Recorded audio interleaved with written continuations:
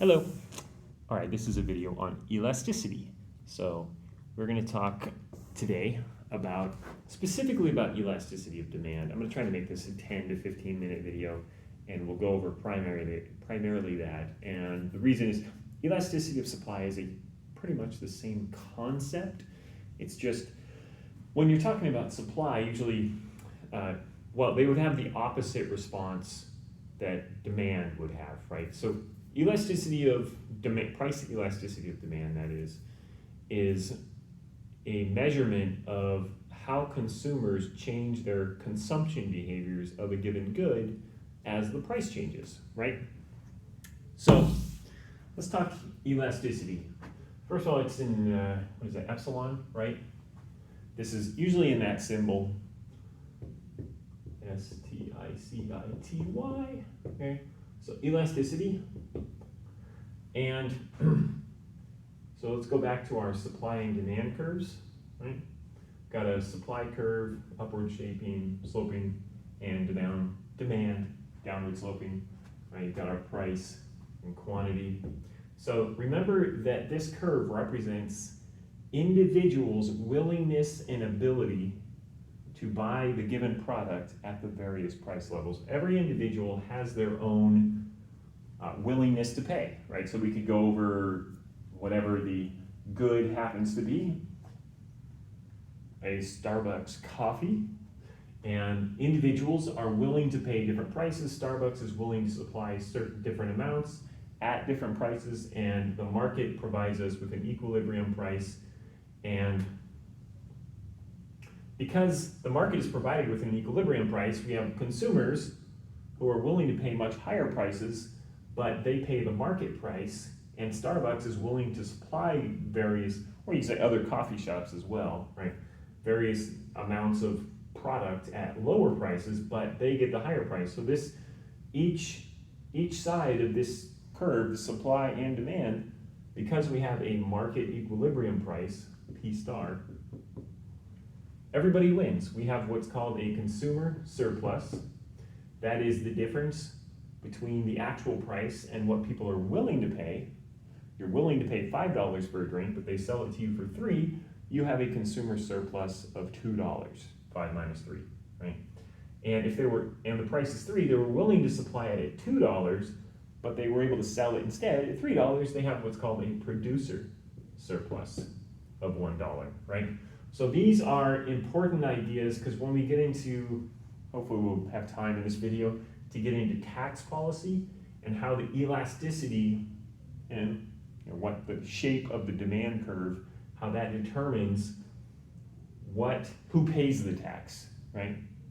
So we get this like tax on drinks. Suddenly they come up with a tax on sugary drink, right? So here we are, we actually banned it, but in Seattle they have a tax on sugary drink. Who pays that tax, right? Well, the tax is, if you go to Costco or something, the tax is completely absorbed by the customer, right? And that's just a function of the way Costco is unable to absorb those taxes. But typically, if you want to know who pays the tax, it's a structure of the demand curve, right? If it's more inelastic means consumers are less responsive to changes in prices. So think of sin taxes, right? These are taxes on goods that they call them sin taxes. That's alcohol, tobacco, maybe gambling, right? Drugs like marijuana, legal drugs. And so those are things that what we call inelastic. And that's if you're hooked on cigarettes and the price goes up a little bit, people don't tend to change their consumption behaviors, right? Because they're addicted, right? And so we can I say we, but the government taxes those things, and they tax them because they know that as they continue to tax them, there's very little response, right? Relative to the amount of taxes getting, right? Okay. So, I've never been on this board, and it doesn't erase very well, does it? I'm going to erase that before it dries on there. Okay, so let's talk about elasticity, kind of the nuts and bolts of elasticity. First of all, elasticity is a relative it's a relative change, right? So if I told you the price of a good drops by $1,000, do you think that's a good deal? It depends, right? So it depends on what that good is, the original price.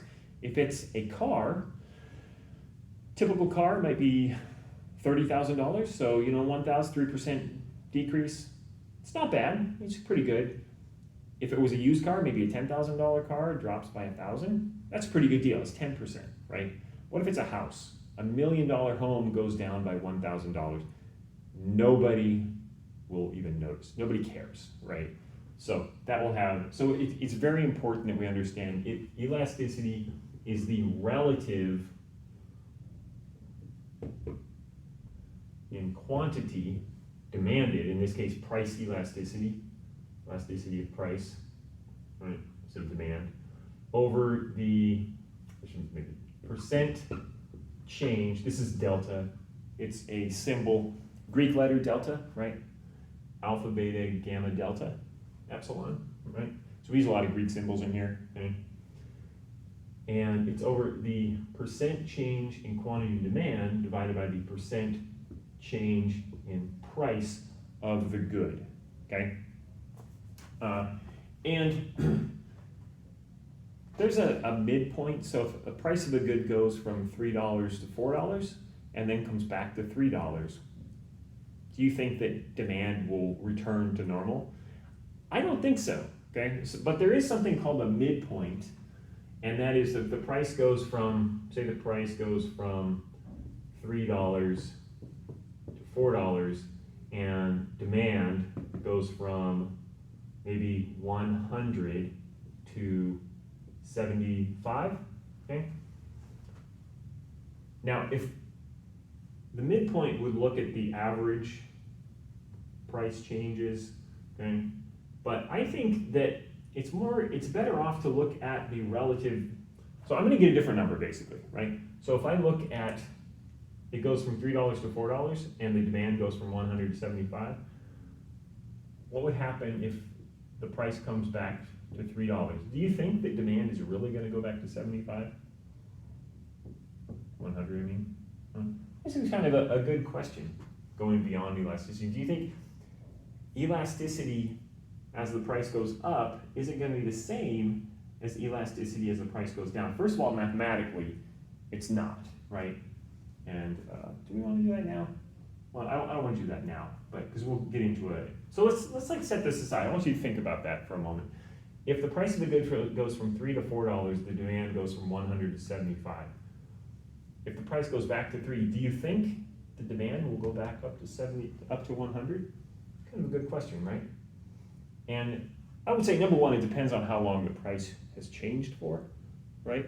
If this price was kind of a very short-term temporary versus something over a matter of months, right? People tend to change their behavior, their consumption patterns over time, right? And that's actually another important element of the price elasticity of demand. That is, the longer it takes for a price to rise, the less effect, the more elastic that price, see, people find substitutes and things like that, and we'll get into that in a moment, okay? Okay. Now, these are gonna go in opposite directions, right? So if the price, and remember, these are effects of the change in the price. So if the price goes up, demand is going to go down, right? And if the price goes down, demand is going to go up. That's, again, law of demand. Remember that, right? Downward sloping demand curve. So we call it the law of demand because it is true in all cases. And again, that just comes from, yeah, I know luxury goods, we have very expensive things that people tend to want badly, but they don't typically have the ability to buy those things, right? So there might be some very, very, very rare exceptions, but in general, as the price goes up, because of budget constraints, ceteris paribus, okay, people are less able and willing to buy those goods, okay?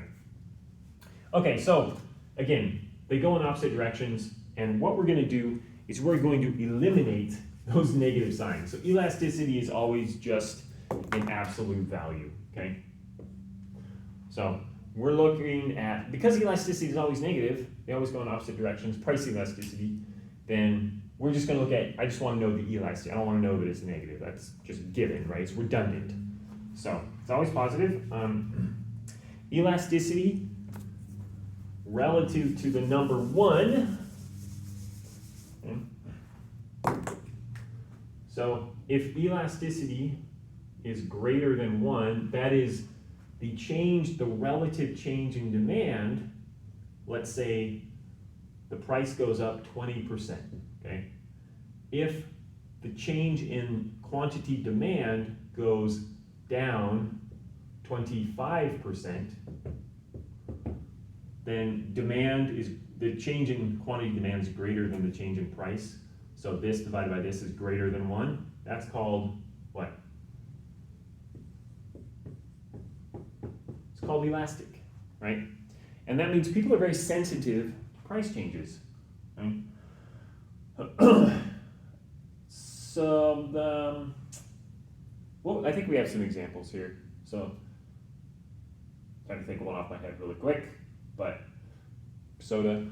You go to the store, something's on sale.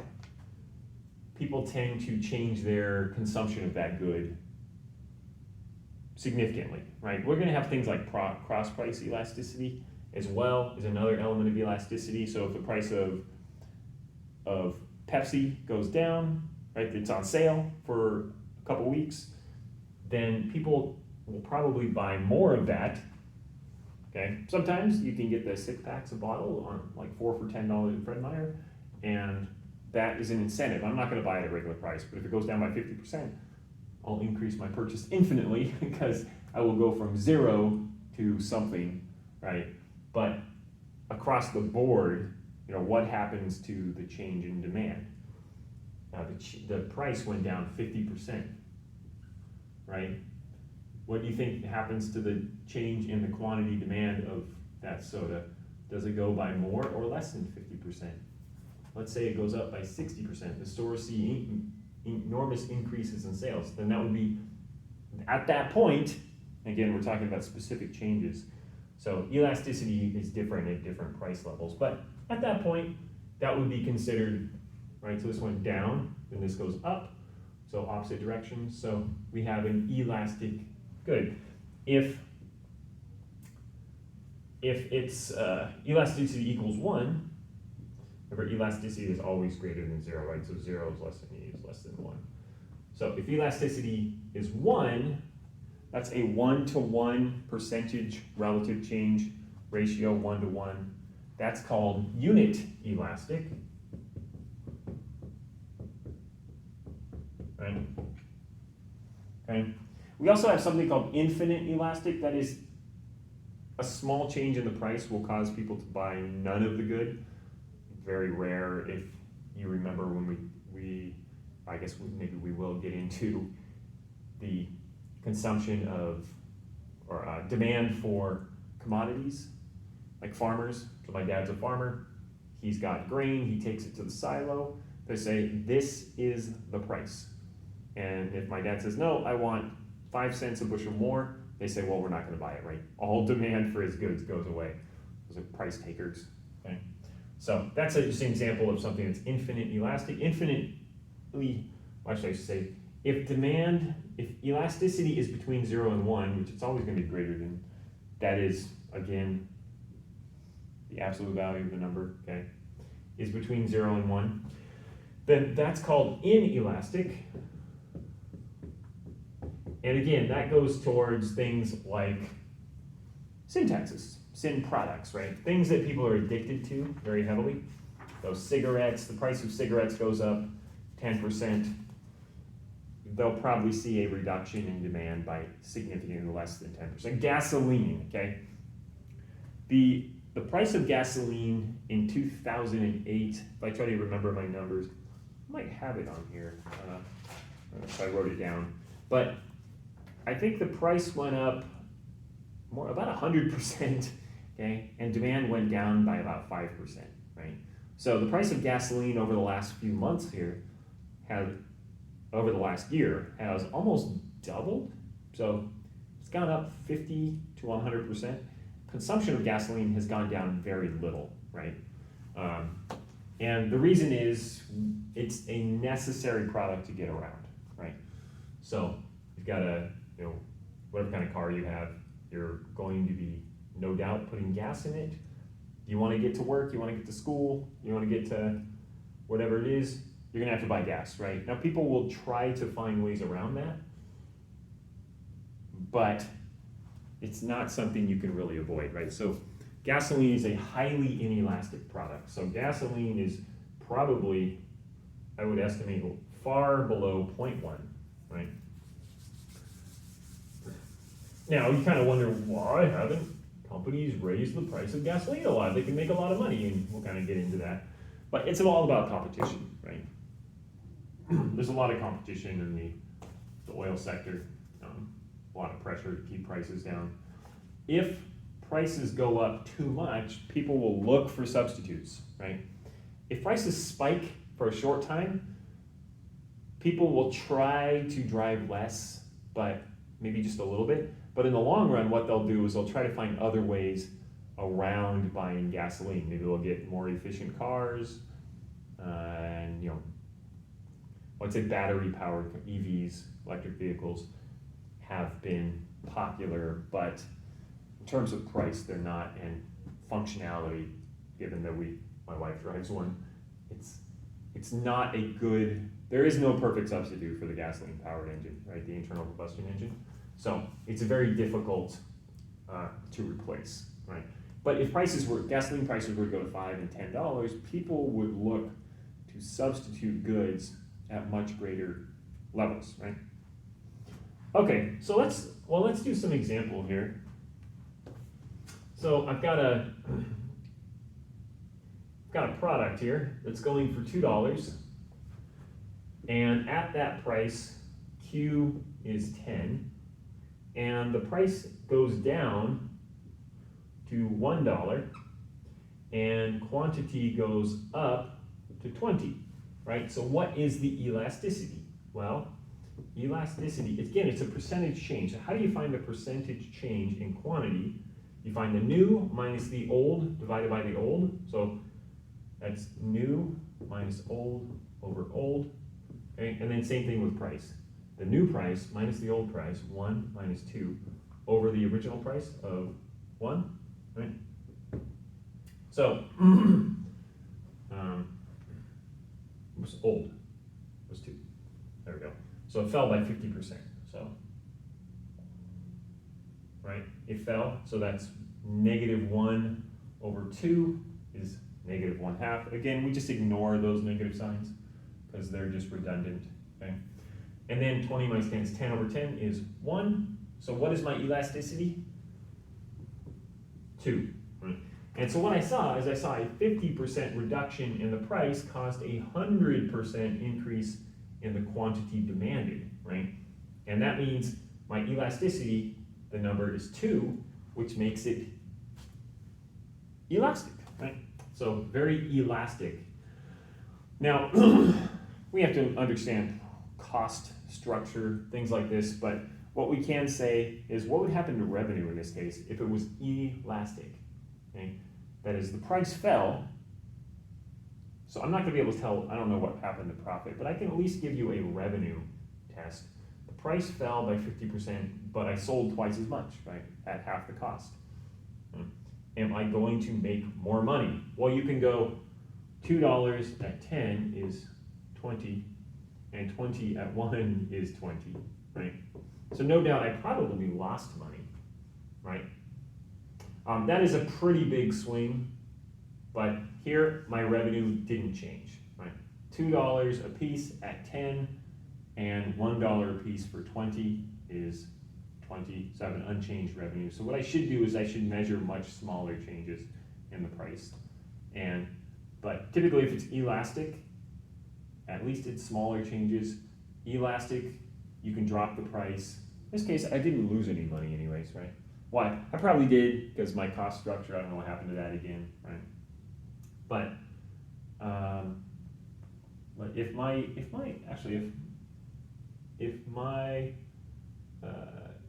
change in quantity demand was any less than 2, I would have actually reduced revenue, right? With the quite a large swing in the price.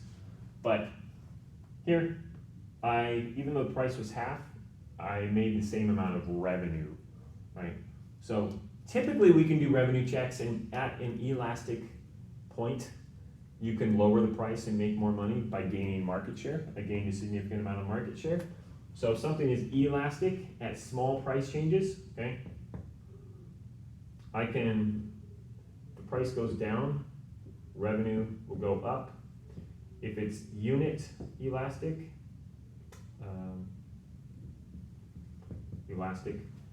drops in the price level will cause increases in revenue at smaller points.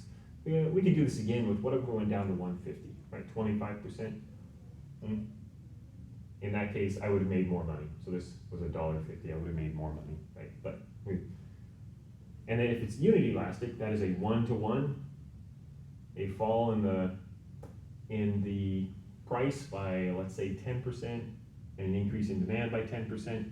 My revenue was unchanged. Okay. And then if it is inelastic, if I drop the price, I'll actually lose revenue because I won't gain a significant market share because, again, it's like cigarettes. Cigarette price goes down, you're not going to find a bunch of new people that are going to come and smoke, right? Price of gasoline goes down, you're not going to have a bunch of people going around driving a lot if the price goes down 20 cents, right? As far as the revenue test goes, at relatively small changes in the price, if you have an elastic point, an increase in the price will cause a drop in revenue because people are very sensitive, right? And therefore drops in prices will cause relatively larger increases in the amount sold, and therefore you'll actually make more money in revenue by lowering the price. If it's elastic, if it's unit elastic, it doesn't matter. It's generally a 1-to-1 change, so your revenue is relatively unchanged. But if it's inelastic, that means if you raise the price, at least at small points, okay? So inelastic curve means people are very insensitive, if you will. They're not very reactionary to changes in the price, okay? So in that case, you would probably be better off raising the price if you can, assuming competition and all that, ceteris paribus. Then if it's inelastic, you raise the price, you will actually raise revenue. Now, examples of an elastic thing and dropping the price, I often like to look to T-Mobile. And a couple years ago, they really bucked the trend. They became the uncarrier, and they lowered the relative price of goods. They got rid of contracts, things like that, and they did that in order to build market share and make more money overall. Right? Okay. Determinants of what makes something price elastic or not. Right? So determinants of elasticity are substitutability. Are there any good substitutes for the product? If there are, that makes small changes in the price. People will just go buy from your competitor. Okay? So that makes price changes very dangerous. If you are, this would be heavy competition, like McDonald's. Okay, McDonald's raises the price of its hamburgers. People can go buy from Burger King. Okay, airlines are very competitive. If an airline starts trying to jack up prices, think about what happened when the first airline instituted a bag charge policy.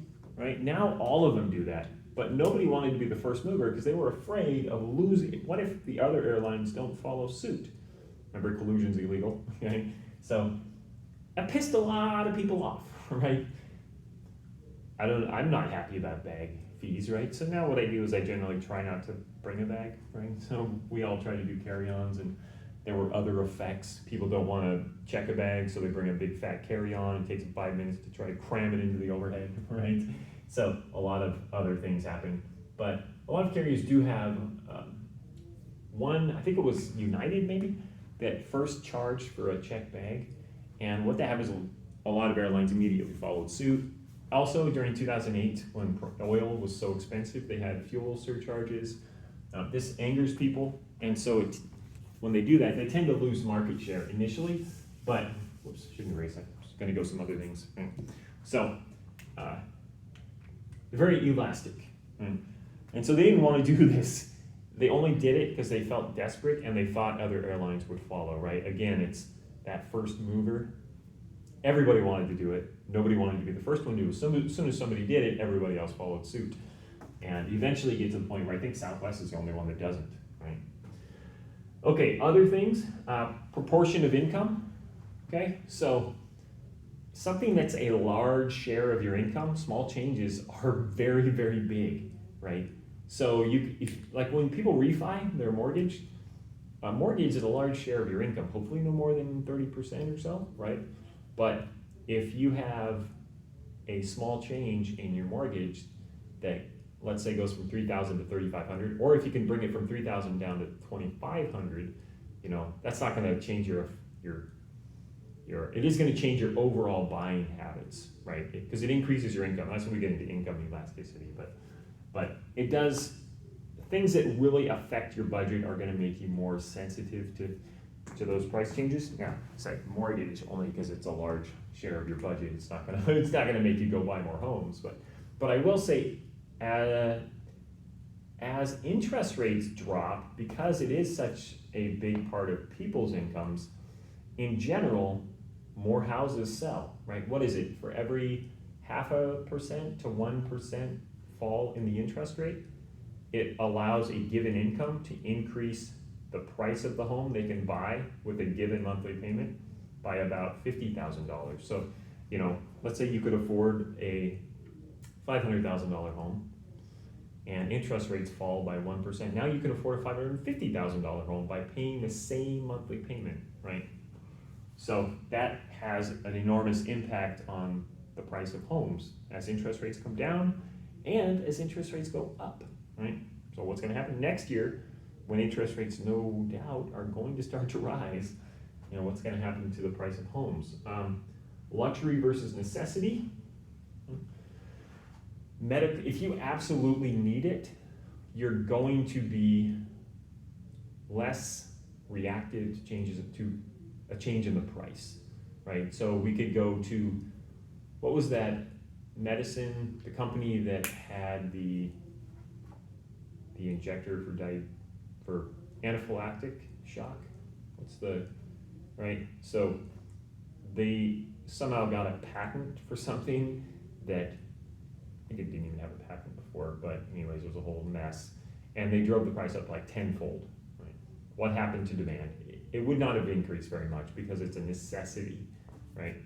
Also, it's a necessity because by law, schools and other institutions have to have 2 of them on hand. They have to buy them 2 new ones every year, on and on, right? Whereas if it's a luxury, if it's like something you don't need and you only buy because you like it, as the price goes up, you can be, well, I don't need it, right? I don't really care so much. You can be more elastic, right? Over time, in the short run versus the long run. In the short run, again, you might be more inelastic because it takes time to find substitutes for a good. So in the long run, things become more elastic. Their price changes, people change their behavior more significantly in the long run than they would in the short run, right? Over time. Application, excise taxes, again, I mentioned sin taxes, toll bridges, and how things that people cannot avoid. Toll bridges, right? If you, 520, so as they increase the price of driving over 520 across Lake Washington, what happens to the demand for that? Another good one is actually, a better one is 405, right? So 405, those prices change instantaneously. So you get in the lane and you're locked in, but you can actually be driving up 405, and if traffic suddenly becomes heavy, a lot of people will shift because time is money. They'll trade money for time savings, right? They'll shift into those HOV hot lanes, but the more people that get into hot lane, the higher the price. And people look at the price and decide, are they going to get into the lane or not, right? What's their sensitivity to changes in the price? At $5, maybe I would have done it, but now it's $7, right? I decide not to. $5.20, I was going to say, at certain times of day, I'll take $5.20, and that's at its low point. But as the price gets up to like $4.50, almost $5, I have decided to take I-90 to go around the lake or something like that. Of course, there's other things involved in that principle. I'm not going to pay a toll, right? All right. Okay, so then that's kind of the basics of price elasticity of demand. I mentioned we can do elasticity of supply. That's just kind of the opposite, right? So elasticity of supply is, again, same thing. Change in quantity supplied over the percent change in the price. Now, obviously, as the price goes up, people are more willing to supply their goods, right? Wages, if wages go up, people are more willing to supply their wage, right? So what that means is, this of course is going to be positive. Right? Another thing is cross-price elasticity, and that's what happens to the consumption or the quantity demand for Pepsi if the price of Coke goes up. What do you think happens? Price of Coke goes up. My bet is Pepsi goes up, right? And it's because people, that's the whole substitute model, right? So as people consume, as the price of Coke rises, people will potentially substitute other goods. Maybe they might be water, right? They might consume less Coke, more water. If they're like, you know what? Some people say, if it ain't Coke, I ain't drinking it, right? So it could be water, right?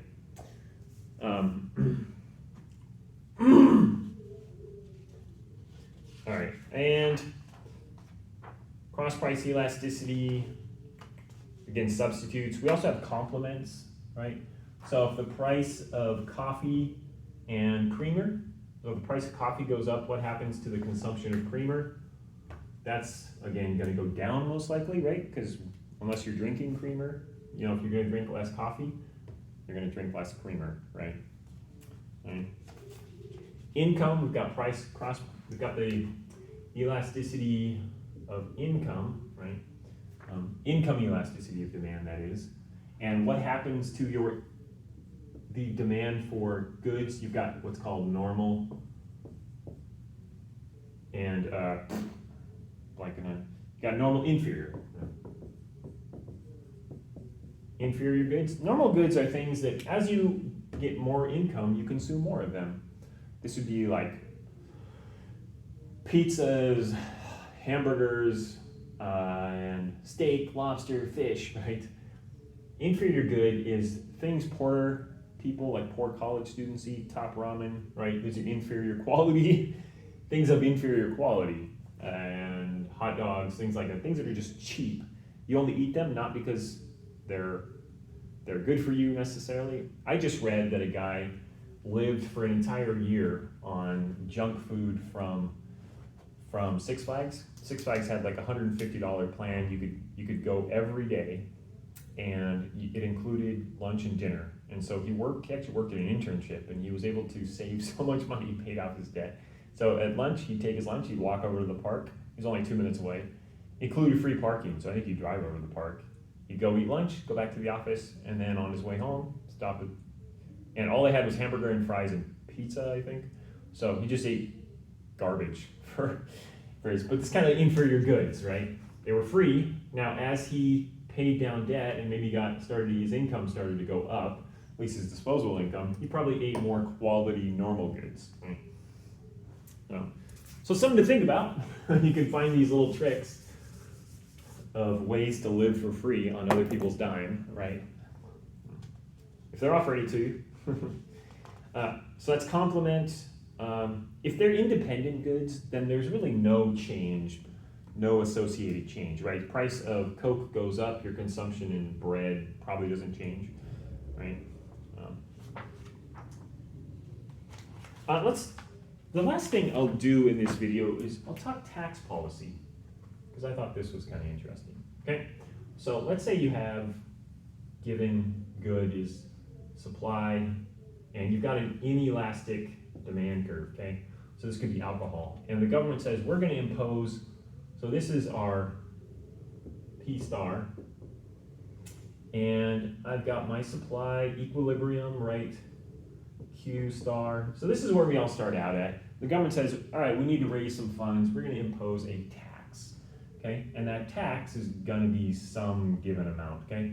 So that raises the tax is this amount. Okay?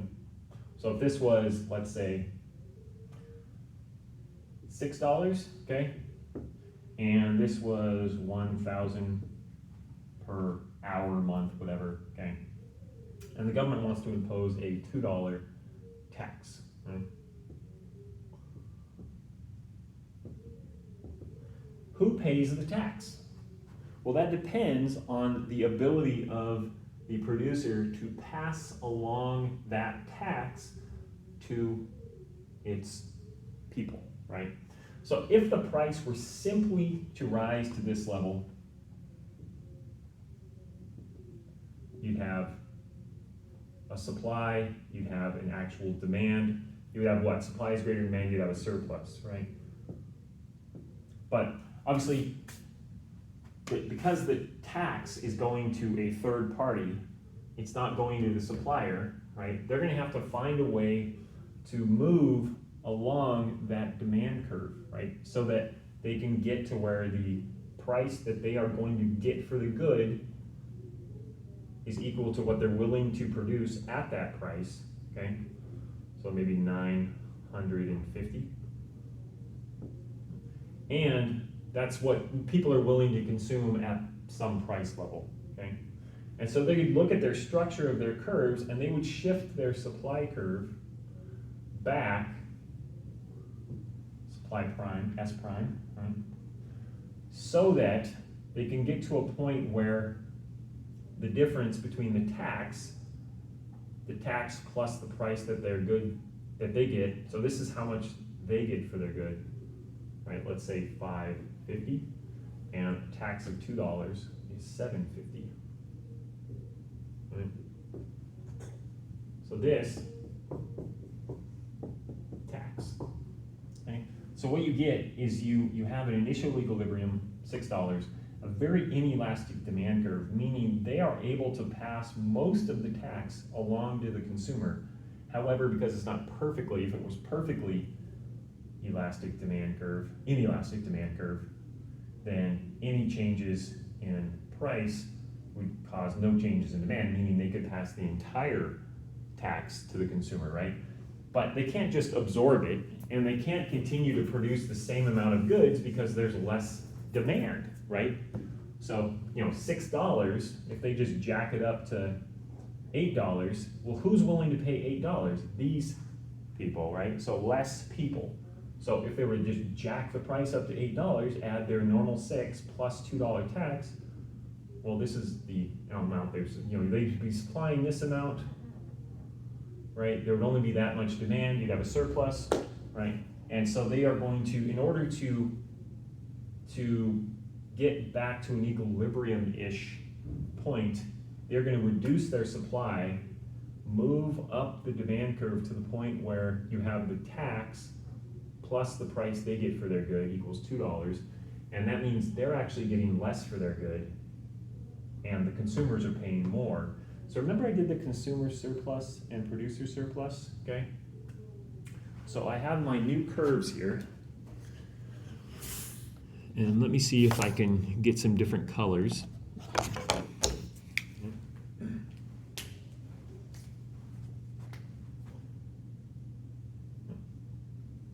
So this is my new supply curve, okay?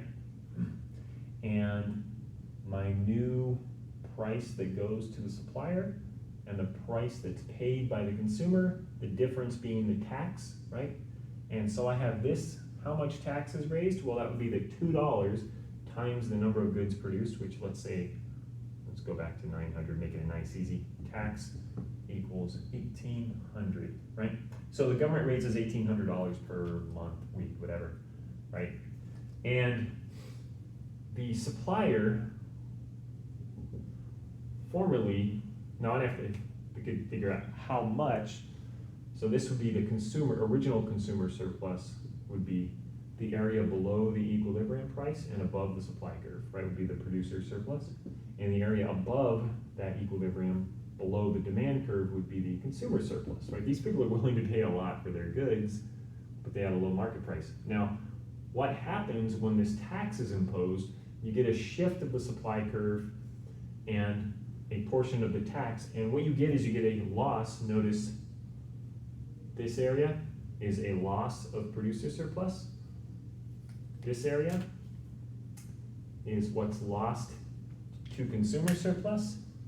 And these consumer and producer surpluses go to the government in form of tax, right? What about this area though? This is called dead weight loss, right? So when a tax is imposed, a quota, a tax, some kind of artificial outside regulation or whatever, what you get is you get losses to producer and to consumer surplus, so consumers are hurt, and this relative share is whether it's inelastic or if it's elastic, then these would be flipped. Producers would lose a lot more than consumers, okay? But you're always gonna get this little area of dead weight loss, right? And that happens in monopolizations, et cetera, right, or market failures. And these are losses to society as a whole, right? And irrecoverable, so it's called a dead weight loss. And so if we wanted to find out what's the actual dead weight loss, then we would have to figure out what the supply curve looks like, demand curve. We could figure out the area of the triangle, and the area of the rectangle, which goes to taxes, which we do know is 1800, right? And I have to connect this somewhere, right? But we can figure these out mathematically, right? And then the dead weight loss would be the difference, right? I take new consumer surplus plus tax plus new producer surplus, and I subtract that from old consumer surplus plus producer surplus, and the difference would be the dead weight loss to society. Okay, so that's kind of hopefully an interesting, shortish intro to elasticity. And so obviously a lot more to talk about. I skipped completely almost cross-price elasticity and supply elasticity and those things, but I don't want to make this a 3-hour video because those kind of are things like that, right? Okay, so I'm going to, in the announcements, okay, I'm going to add some, oh, this is 40 minutes. I'm going to add some assignments that would go along with this. Okay, thanks for watching.